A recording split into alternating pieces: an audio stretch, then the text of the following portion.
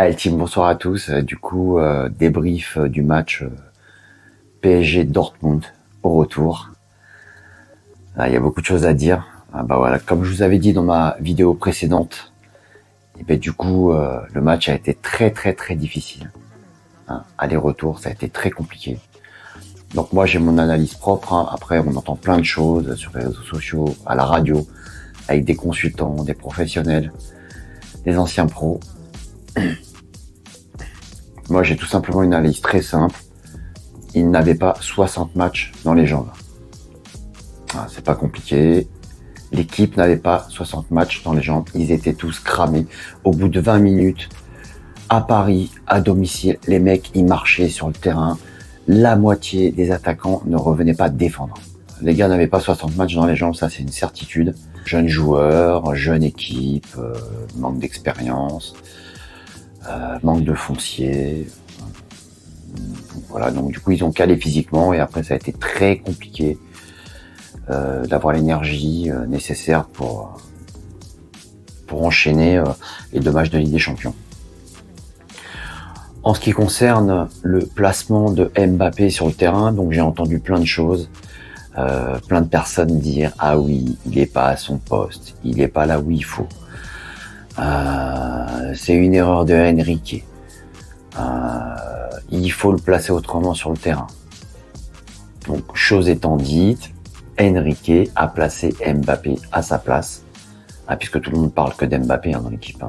Donc, on va parler d'Mbappé. Donc, Mbappé a joué à sa place. Il fallait faire jouer Gonzalo Ramos. On a fait jouer Gonzalo Ramos en numéro 9. Résultat, Mbappé, rien. 0. Donc, est-ce que c'est de la faute du coach ? Donc, est-ce que c'est de la faute du coach ? Non, moi je ne crois pas. Mbappé à sa place, pas à sa place, il était cramé. Il revenait pas défendre. Il n'était pas entre les lignes. Il venait pas chercher des ballons. Quand il prenait le ballon, il percutait. Il perdait les ballons. Non, le gars était pas au niveau. Le gars était pas en place. Voilà, point barre, il n'y a pas besoin de chercher d'excuses, de se dire il n'est pas à sa place, il est devant, sur le côté, pas sur le côté. Non, le gars, il n'était pas en forme. Pointe à la ligne. Il ne revient jamais défendre, il vient jamais jouer entre les lignes, il fait pas d'appel. Je veux dire, un attaquant qui fait pas ça, on va s'attendre à quoi ? Le meilleur joueur du monde ? Non, c'est pas le meilleur joueur du monde, faut arrêter là. Sur ces 2 matchs-là, c'est pas du tout le meilleur joueur du monde. Ça fait 2 mois que le gars, il est hors de forme. Voilà, point barre. Après, il n'y a pas que lui. Milieu de terrain, à part Vitinha, les autres, c'est faible. Zahir Emery, espoir, effectivement, mais sur les 2 matchs, il a été ridicule, inexistant. Le gars, il était fatigué, quoi. Le gamin, il était mort, vidé. Fabian Ruiz, au milieu de terrain, avec Vitinha, il fait ce qu'il peut. Il est un peu partout, en haut, en bas, sur les côtés, en bas, à gauche, à droite. Hakimi, il a pris toutes les mauvaises décisions. Il part avec le ballon. Il n'y a pas d'appel contre appel, il n'y a pas de 1-2. Il n'était pas dans le match. Dembélé, pareil, il n'était pas dans le match. Voilà, quoi. Quand on fait le tour, on voit bien qu'il n'y en avait pas un qui était au niveau pendant ce match-là. Et tout ça parce que, tout simplement, ils étaient hors de forme. Ils n'avaient pas 60 matchs dans les jambes. Allez, maintenant, on va venir sur des cas individuels qui, moi, personnellement, m'ont choqué. Marquinhos, en défense. Une fois de plus. Moi, je trouve que ça fait un petit moment qu'il est hors de forme, qu'il est un peu à côté de ses pompes. Alors, sur des matchs de championnat, il n'y a rien à dire. Le gars, il est vraiment... vraiment bon, il est vraiment à sa place, quoi. Il est au niveau pour l'équipe.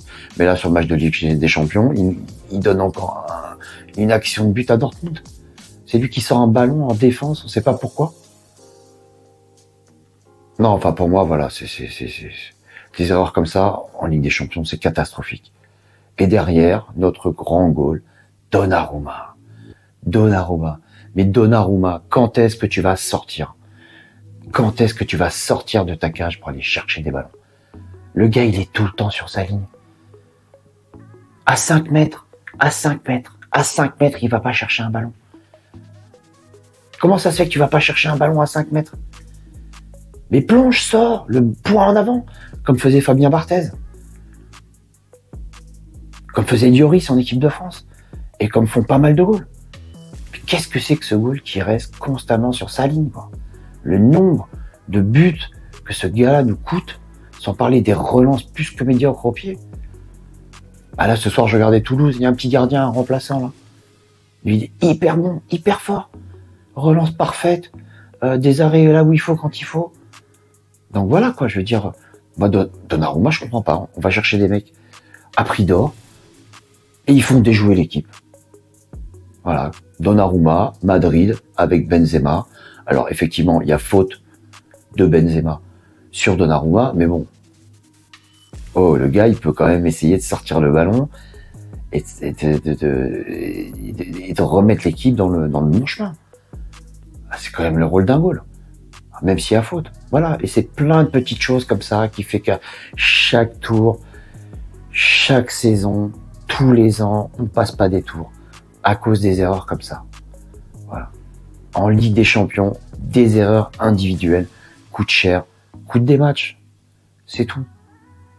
Dembélé, c'est pareil, on va parler de Dembélé. Dembélé, c'est un match bon, 2 matchs mauvais, un match bon, 2 matchs mauvais, un match bon, 2 matchs mauvais.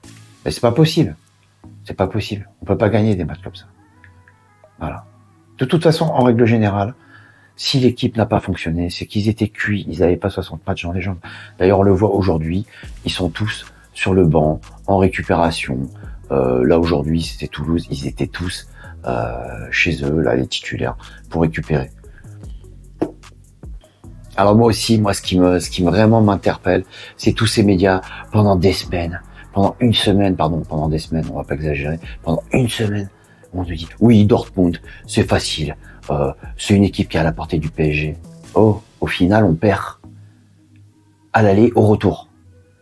Et on vient de dire que Dortmund, qui arrive en demi-finale de Ligue des Champions, c'est pas une équipe solide. Mais pour ceux qui connaissent un peu le foot, les équipes allemandes, elles jouent à l'allemande. Et c'est solide, surtout quand ça vient en demi-finale. En demi-finale, ça vient pour gagner, ça vient pas pour perdre. Les équipes allemandes, c'est ça.